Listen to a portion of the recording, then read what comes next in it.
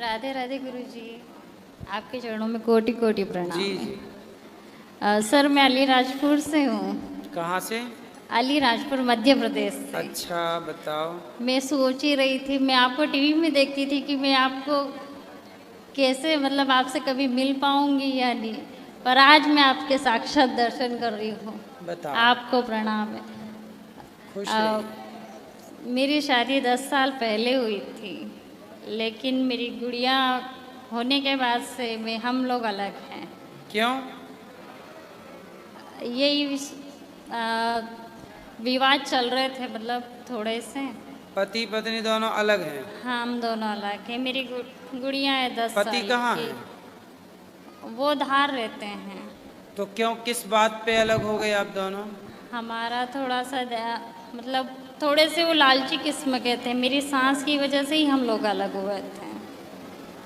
और मैं तो जानना लालची चाहती हूँ, किस्म के मेरे थे पति वो नहीं चाहते कि मतलब मैं आऊँ, या मेरे सास ससुर भी नहीं चाहते कि मैं वहाँ नहीं, जाऊँ। आपके पति आपसे बात नहीं करते अब? नहीं बात करते तो वो हैं। क्या चाहते हैं?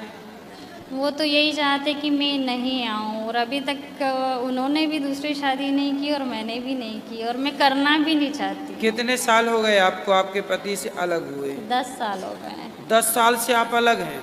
जी। तो पति ने अभी तक विवाह नहीं किया? नहीं तो वो आपको इन 10 सालों में कभी फोन लगाने की कोशिश नहीं की उन्होंने? नहीं, उन्होंने कभी मेरे बच्चे से मिलने तक नहीं आए वो। और आपने भी फोन लगाने की कोशिश नहीं? मैं कोशिश करती हूँ, लेकिन वो मुझसे बात नहीं करते। फ़ोन मेरा देख लेते कि आया है तो फ़ोन काट देते नंबर देखकर। किस बात पे नाराज हो गए? वो यही चाहते थे कि शादी के बाद मतलब उनके मम्मी पापा के साथ रहूं, और उनकी जॉब बाहर थी। आप पास में लो माइक। वो चाहते थे कि आप उनके माँ बाप के साथ रहें, मतलब आप अपने सास ससुर के साथ रहें। जी। तो क्या बुराई थी? ठीक तो चाह रहा था पति कि आप अपने सास ससुर की सेवा करें। हाँ। क्या बुराई थी इसमें? हाँ, आपको सास ससुर पसंद नहीं थे? नहीं, मुझे तो पसंद थे। मैं फिर? सेवा भी उनकी करती थी, फिर वो मतलब साथ में ही नहीं रखते थे मुझे। मतलब पूरा टाइम उन्हीं के साथ रहो। वो जॉब उनकी दूसरी जगह थी। तो वो जॉब में छुट्टी लेके कभी कभी तो घर आते रहे होंगे आपसे मिलने? जी। फिर तो भाई पति का तो यही काम है कि वो काम करने परदेश जाएगा, तब तक आप अपने सास ससुर के साथ रहेंगी, फिर वो आएगा, जब सेटल हो जाता है बेटा तब फिर वो आपको लेके जाता। वो वहाँ किराए से रहता होगा, खुद का घर तो होगा नहीं वहाँ। सर पुलिस डिपार्टमेंट में है वो। फिर अब पुलिस का आदमी 24 घंटे में कभी फोन आए तो भागना पड़ता है। तो वो हर लड़का तो यही कहेगा ना कि तुम मेरे माँ बाप की सेवा करो, मैं नौकरी करता हूँ, पैसे कमाऊंगा, और जब समय मिलेगा तुम्हारे पास आके समय बिताऊंगा। पैसे वो मुझसे मांगते थे। वो अलग विषय है। देगा जब पति आपको तो आपसे न मांगेगा? नहीं, मुझे कभी पैसे नहीं दिए उन्होंने। कोई बात मेरे मम्मी पापा से पैसे लेकर मैं उनको देती थी। ठीक है, लेकिन आप सास ससुर की सेवा करती तो वो आते तो मिलना जुलना। देखो शादी के कितने साल बाद आप दोनों अलग अलग हो गए? साल भर हो गया था। नहीं, साल शादी के 1 साल बाद ही अलग हो गए? जी। ऐसा होता है ना, शादी के 1 साल होते हैं ना, या 2 साल होते हैं ना, इन 2 साल में ना पत्नी समझ पाती है पति को, ना पति समझ पाता है पत्नी को। कम से कम समझो, आम का पेड़ लगाओगे ना, तो आम के पेड़ को लगाने के बाद फल आने में 5 साल लगता है। आम का पेड़ लगा के फल आने में कितना टाइम लगता है? 5 साल में आम फल देने लायक होता है। बेटा रिश्तों को टाइम तो दो। 1 साल में आप चाहती हो कि पति मेरे वश में हो जाए, या पति चाहता पत्नी मेरे वश में, नहीं होता। रिश्तों में कम से कम 5 साल दो। 5 साल यदि आपने समझ के चले, 2 बातें आपने सुनी, 2 बातें उसने सुनी, यदि 5 साल चल गई तो फिर 50 साल यूं दौड़ेगी आपकी जिंदगी आनंद से। और इन 5 सालों में यदि आप समझ नहीं पाए आज के लड़का लड़की साल 2 साल में ही खत्म कर देते हैं रिश्ते।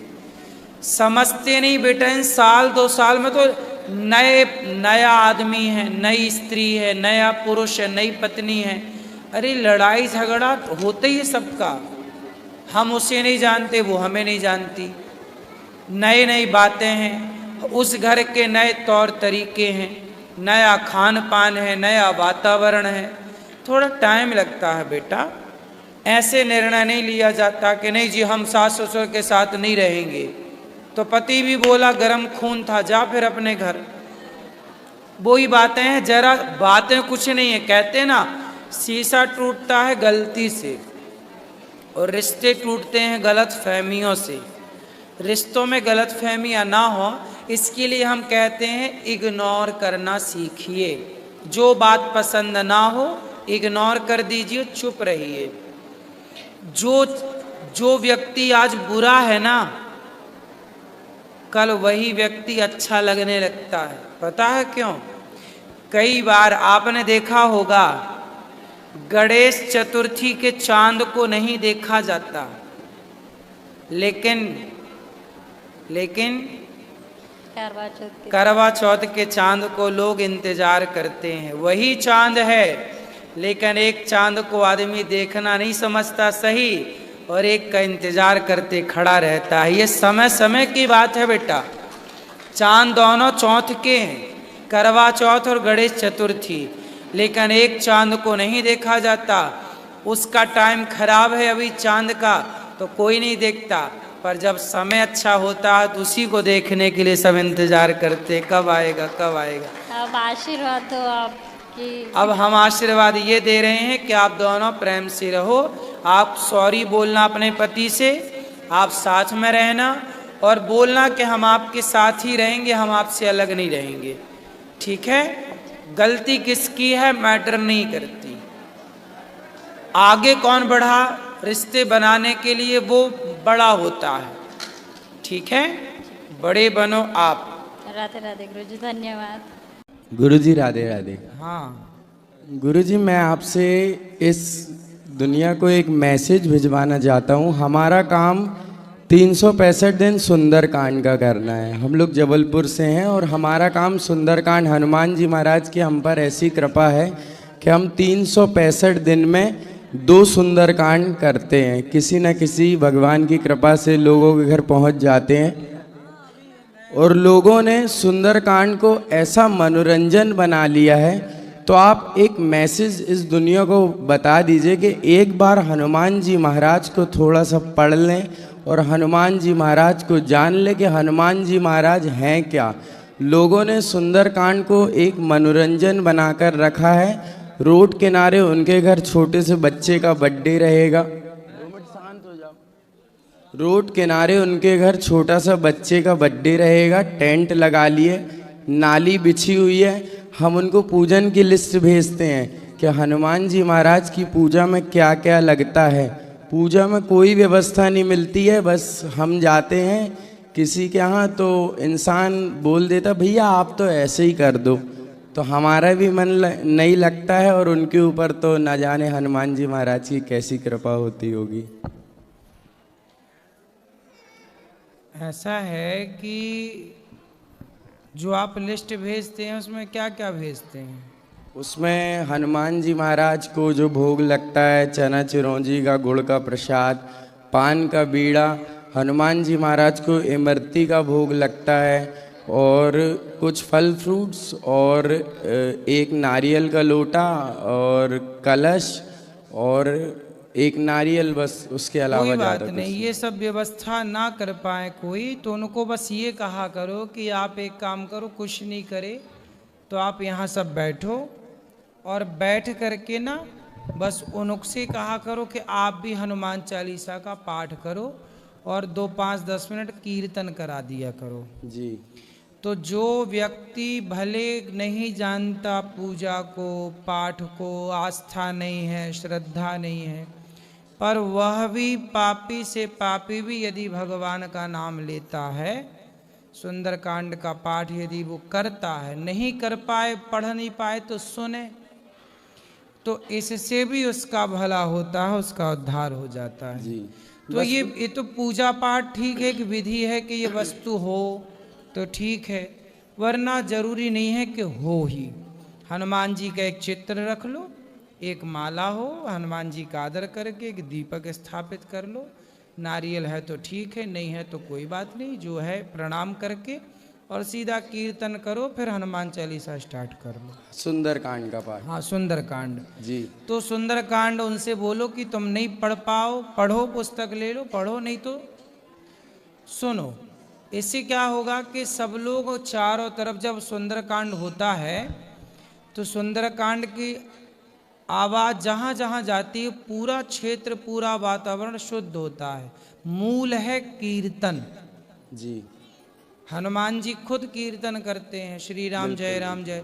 तो जहाँ जहाँ भगवान का नाम जाता है, वह चींटी के कान में भी यदि भगवान का नाम पड़ जाए तो उसका भी उद्धार हो जाता है।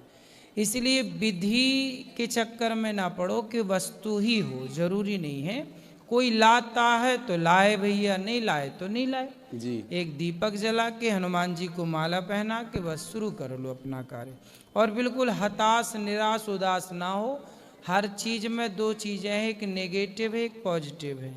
आप इस तरह से बिल्कुल ना सोचो कि लोग ये करते हैं, आप ये सोचो कि कम से कम लोग इस कलयुग में इतना कराने को भी तैयार हैं। जी। ये सोचो, वरना आजकल कोई इतना भी नहीं कराने को तैयार है। आप तो चलो वहाँ से हैं तो लोग हनुमान सुंदरकांड करा भी रहे हैं, बहुत सारी जगह तो सुंदरकांड करा ही नहीं रहे, लोग जान नहीं रहे सुंदरकांड क्या है। गुरुजी, हम पर तो हनुमान जी महाराज की ऐसी कृपा है कि हमने सुंदर कांड कर करके 10 लाख का मकान बना लिया। वाह, ये देखो कृपा है। ये आप सबके शिष्य हैं, श्रेयांश भाई, हम सब जबलपुर से बिलोंग करते हैं और जबलपुर में सभी सुंदर कांड करते हैं। अच्छा है, करते रहो, अच्छा कार्य है और उससे बहुत अच्छे से करो, कीर्तन कराया करो जी। तो भगवान का नाम सबसे अच्छा है। श्रीमंत नारायण जी जी, आपका चरण में कोटि कोटि प्रणाम बाबा। खुश रहिए। हम वेस्ट बंगाल आसनसोल से आए हैं।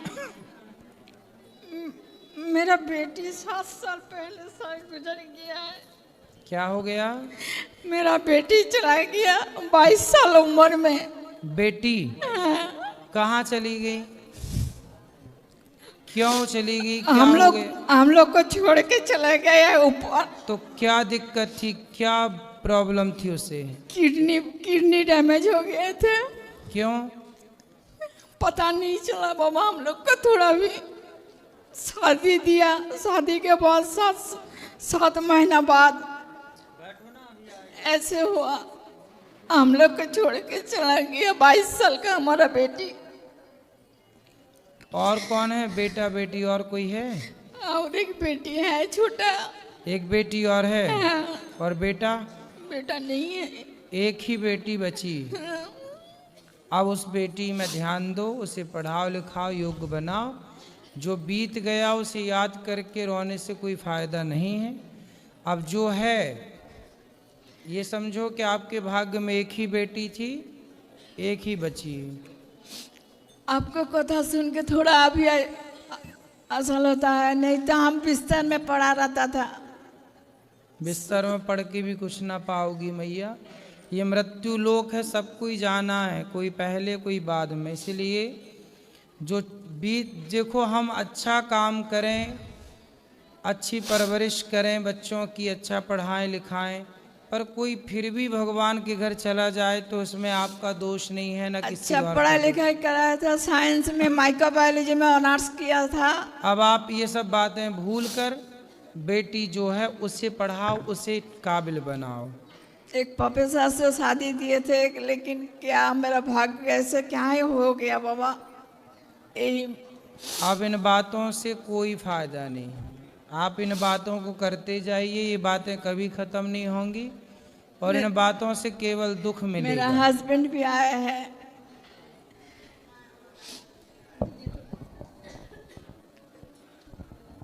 वही थोड़ा बोल दीजिए बाबा, कम से कम सुधर जाए। आपको यूट्यूब देख के फिर भी बहुत सुधार जो हम वेस्ट बंगाल से इनको लेकर हैं आपको पास।